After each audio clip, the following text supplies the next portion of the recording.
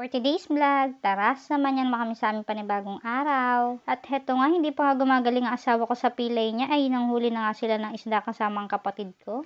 At talaga naman sinuwerte nga sila ngayon at marami nga silang huli. At bukod nga sa huli ay meron nga silang maraming uwing gulay. Kaya naman sino ba hindi matutuwa sa mga uwi nila, diba? Bukod na sa mga katipid niya na sa pagbili ng ulam, ay talaga namang marami kaming uulamin ng mga ilang araw. Kaya naman kagad naman agad niluto ang huli nilang isda at ito nga, masarap nga ito. Inasiman niya ito sa bunga ng sampalok, kaya naman masarap talaga ang sabaw na to. At talaga namang marami kaming nahain dahil sa uwi nga nilang isda, dahil fresh nga ito, masarap ulamin. And after nga namin kumain ng hapunan, ay pumasok na nga kami dito sa kwarto. At ito nga ang sayo, nagulog sa kanyang alkansyahan. Nakapag-ipon niya ang kanyang papa para sa panghulog niya. Sobrang dalang na nga lang din niya nakapaghulog. Talaga namang iniipon na kanyang papa para mamadami-dami pag naghulog si Sayon. Kada maghuhulog naman ng coin si Sayon, talaga namang masayang masaya siya.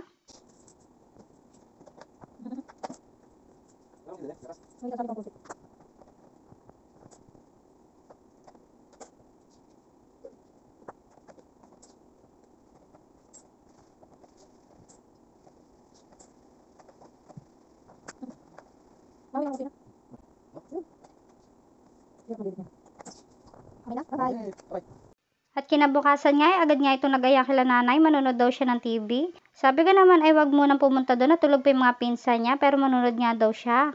Kaya naman dinala ko na nga lang din at hininaan ko na nga lang yung sounds ng TV. At sa paglabas ko nga ay dumating yung nanay ko, galing nga lang siya sa tindahan. Bumili nga daw siya ng kape at gagawing merienda sa hapon. At bumili na nga din pala siya ng buro dahil marami nga kaming gulay. Kaya naman agad kong inasikaso para maluto ko na nga din yung buro at makapag-almusal. Dahil marami nga silang uwing gulay, kaya naman bumili yung nanay ko ng buro dahil masarap nga daw ito sa nilagang gulay. At hayan, niluluto ko na nga pala yung buro. Naggisa nga pala ako ng bawang at sibuyas at sinunod ko na nga din pala yung buro. Pamaya-maya ay naglagay na nga din ako ng konting tubig. At disclaimer lang po, kung ano man po yung nakikita niyong way ko ng pagluluto sa buro, ay ganun po yung way namin ng pagluluto dito sa amin. At meron naman tayong way ng kanya-kanyang pagluluto.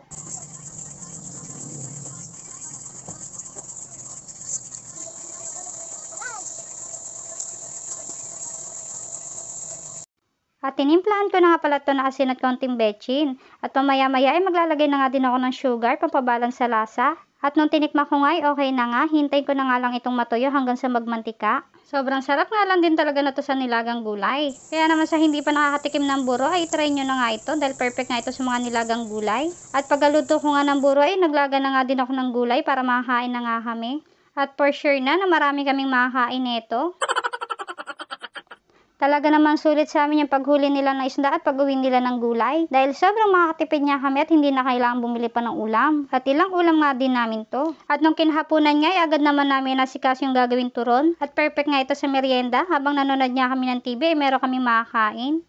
O diba, paano ka naman papayat niya kung puro pagkain? Kaya naman thank you Lord sa mga blessing. Kain po tayo mga mare. Siya mga mare, kung umabot ka man hanggang dito, maraming salamat po.